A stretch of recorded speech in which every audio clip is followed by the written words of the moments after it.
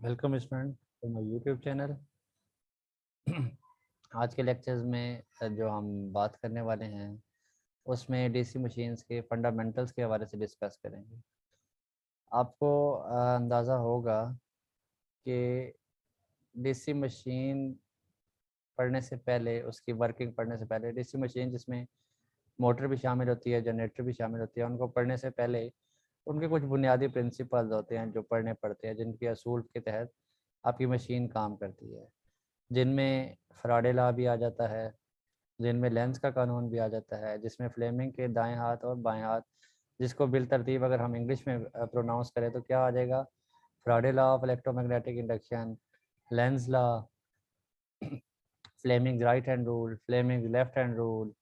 ये सब कानून आपके बुनियादी हैं जो डीसी मशीन को पढ़ने से पहले स्टडी करने पड़ते हैं। डीसी मशीन में अगर बात की जाए तो डीसी मशीन जो मुश्तमिल होती है या कंसिस्ट करती है, इसकी डिवीजन होती है, वो दो हिस्सों में होती है। एक होता है डीसी जनरेटर और दूसरे होते हैं डीसी मोटर्स।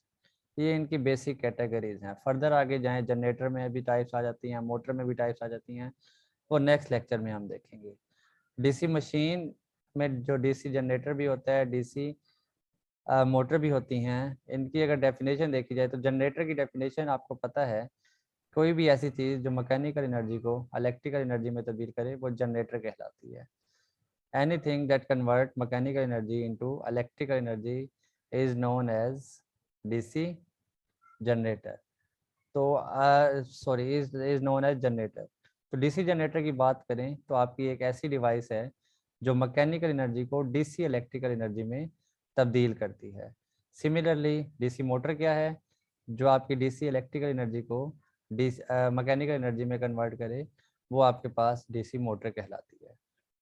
कंस्ट्रक्शन में डीसी मोटर डीसी जनरेटर बिल्कुल सेम होते हैं, कोई फ़र्क नहीं होता। यहाँ पे फिगर बनी हुई है, लेफ्ट साइड पे आप देख रहे होंगे डीसी मोटर की फिगर है, राइट साइड पे आप देख रहे होंगे डीसी जनरेटर की फिगर है। यहाँ पे बुनियादी फ़र्क जो आपको लग रहा है वो आप देखें करंट की डायरेक्शन का है। चूँकि जनरेटर आपका मैकेनिकल से इलेक्ट्रिकल एनर्जी प्रोड्यूस करता है, तो मीन वो करंट प्रोवाइड करता है।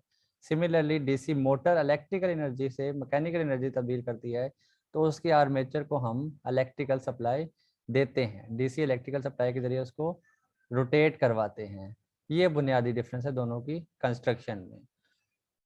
कंस्ट्रक्शन में डिफरेंस नहीं है, इनकी वर्किंग में डिफरेंस है।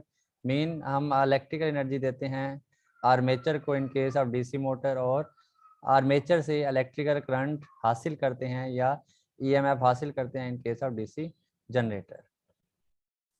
तो नेक्स्ट हमारे पास जो सबसे पहला कानून होता है, ये आपका Faraday law of electromagnetic induction है। Faraday law of electromagnetic induction क्या लिखता है, वो कुछ यूं बयान किया जा सकता है कि अगर आप किसी कॉइल को या किसी कंडक्टर को आप मैग्नेटिक फील्ड के साथ लिंक करें और मैग्नेटिक फील्ड में कोई तब्दीली वाक़ हो, तो उसके नतीजे में क्या होगा, एक ईएमएफ पैदा होगा।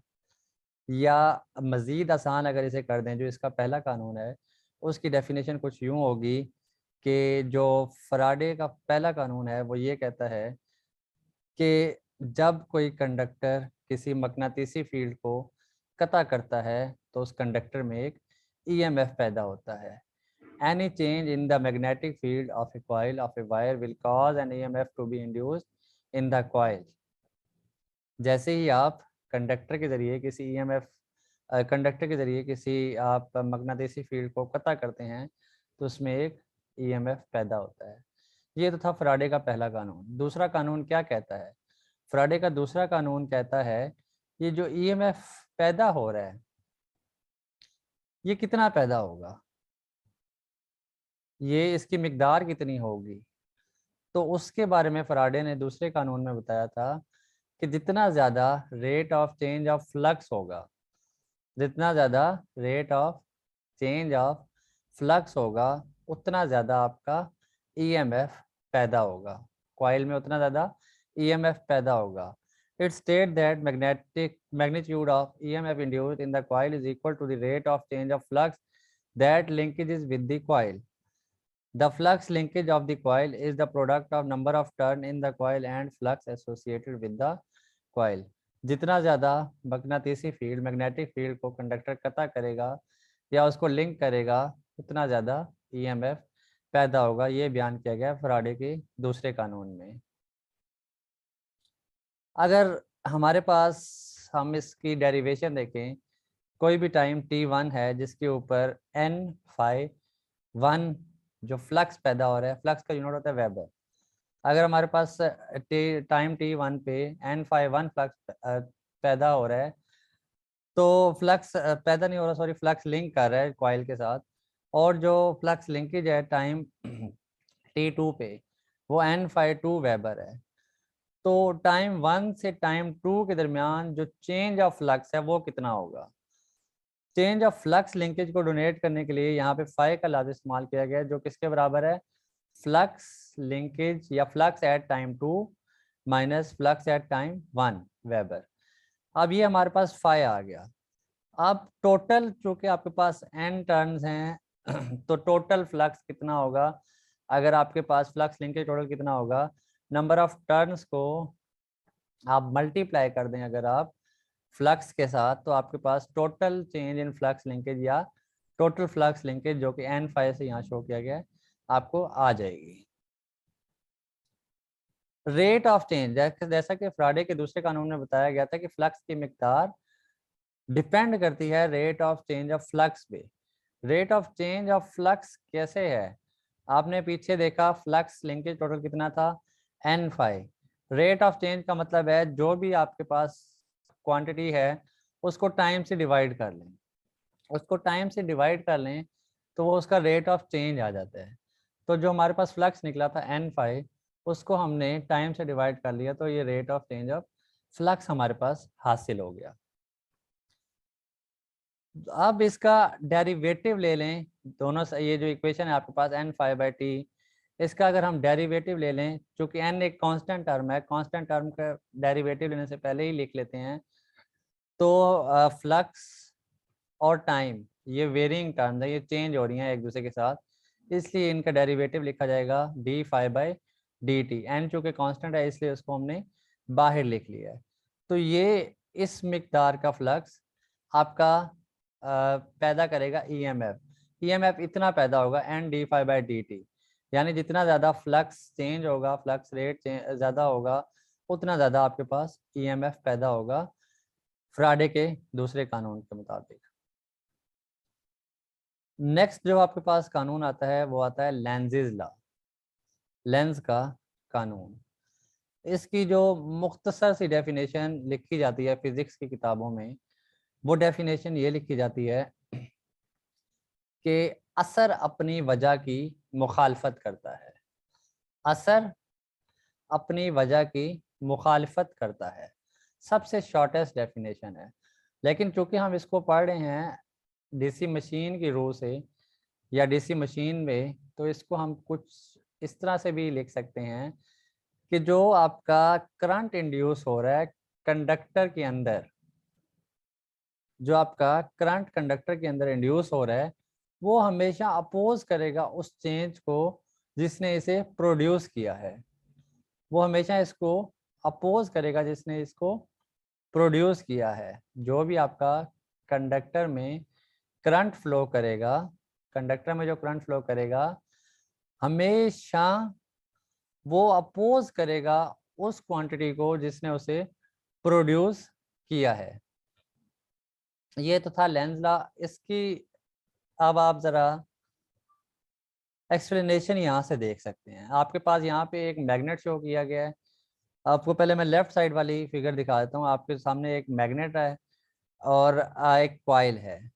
अब जैसे ही देखें आप कि कॉइल, जब आप लेफ्ट साइड वाली फिगर को देख रहे हैं, आप मैग्नेट को कॉइल के करीब लेके जा रहे हैं, मैग्नेट को कॉइल के करीब लेके जा रहे हैं, मैग्नेट को कॉइल के करीब लेके जा रहे हैं, तो मीन अब उस कॉइल के अंदर जो करंट प्रोड्यूस होगा, करंट जो गुजर रहा है उस कॉइल के अंदर, वो अपोज करेगा जो मैग्नेटिक फील्ड प्रोड्यूस हो रही है आपके मैग्नेट की वजह से, उसको अपोज करेगा। उसको अपोज किस तरह से करेगा?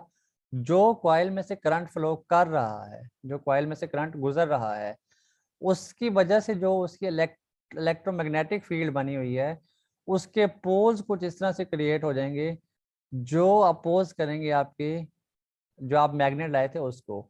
जिस तरह कि आप फिगर 1A में देख सकते हैं, आप नॉर्थ पोल फेसिंग था कॉइल की तरफ, तो इलेक्ट्रोमैग्नेटिक इंडक्शन की वजह से जो फ्लक्स पैदा हुआ है आपके पास कॉइल के अंदर, उसका भी नॉर्थ पोल बनेगा, नॉर्थ पोल की साइड। मीन वो उसको अपोज करेगा, उस मैग्नेट को वो अपोज करेगा, रिपल्स करेगा, असर अपनी वजह की मुखालफत करेगा। सिमिलरली फिगर 1B में जब आप मैग्नेट को पुल आउट करते हैं या आपको उसको पीछे की तरफ खींचते हैं, कॉइल से दूर लेके जाते हैं, तो कॉइल में तब्दीली हो रही है, करंट कम हो रहा है, तो कॉइल क्या करेगा? इस चेंज को अपोज करने की कोशिश करेगा। इस चेंज को अपोज करने के लिए जब वो मैग्नेट उससे दूर जाएगा तो उसके अपोजिट पोलैरिटी के पोल्स कॉइल के अंदर क्रिएट हो जाएंगे। जिस तरह कि हमने पुल बैक किया है नॉर्थ पोल को कॉइल से, तो उसको अपोज करने के लिए जो कॉइल है उसके जो पोल्स बनेंगे इलेक्ट्रोमैग्नेट के, वो साउथ बनेगा, जो नॉर्थ को, जो मैग्नेट के नॉर्थ को फेस कर रहा होगा। इस तरह वो उसकी चेंज को अपोज करेगा। अगला जो कानून है वो फ्लेमिंग के राइट हैंड रूल है। फ्लेमिंग के दोनों जो कानून हैं, चाहे वो राइट हैंड रूल हो या आपका लेफ्ट हैंड रूल हो, इनकी ऑलमोस्ट सेम एक्सप्लेनेशन है। अगर हम बात करें फ्लेमिंग के राइट हैंड रूल की, फ्लेमिंग का राइट हैंड रूल ये लिखता है कि अगर आप अपने हाथ, सीधे हाथ की, राइट हैंड की थंब, इंडेक्स फिंगर और जो मिडिल फिंगर है या जो सेकंड फिंगर है, उसको इस तरह से ओपन करें कि वो आपस में परपेंडिकुलर हों या कायमा तो जाविया हों, तो आपका जो थंब है, थंब इंडिकेट करेगा in the direction of the motion of the conductor. जो इंडेक्स फिंगर है, it will point toward the magnetic field, और जो आपकी मिडल या सेकंड फिंगर है, it will point out toward EMF और करंट। जो फ्लेमिंग का राइट हैंड रूल है, it is usually applied on DC generators. तो इसके बाद जो लेफ्ट हैंड रूल है, लेफ्ट हैंड रूल सिमिलरली इसी तरह से एक्सप्लेन होता है कि अगर आप अपने लेफ्ट हैंड की फिंगर्स, जो पहली 3 फिंगर है जिनमें थंब, इंडेक्स फिंगर और आपकी सेकंड फिंगर है, इनको आपस में इस तरह खोलें कि ये परपेंडिकुलर हों या कायमा तो जाविया हों, तो इनमें जो आपके पास थंब इंडिकेट करेगा डायरेक्शन ऑफ द मोशन होगा। आपके पास जो इंडेक्स फिंगर है, फर्स्ट फिंगर है, वो डायरेक्शन देगी आपकी मैग्नेटिक फील्ड की, और जो आपका सेकंड फिंगर या मिडिल फिंगर है, वो डायरेक्शन देगी आपकी करंट की। यहाँ तक उम्मीद करता हूँ आपको क्लियर हो गया होगा। ये हमारे कुछ बुनियादी से कानून थे जो हमने आज के लेक्चर में पढ़े हैं। इससे मुतल्लिक कोई भी क्वेश्चन, कोई भी क्यूरी हो, आप कमेंट सेक्शन में दे सकते हैं, और नेक्स्ट वीडियोस का आप वेट करते रहिएगा। Thank you for your patience and keep watching these videos to refresh your knowledge or gain knowledge. Thank you.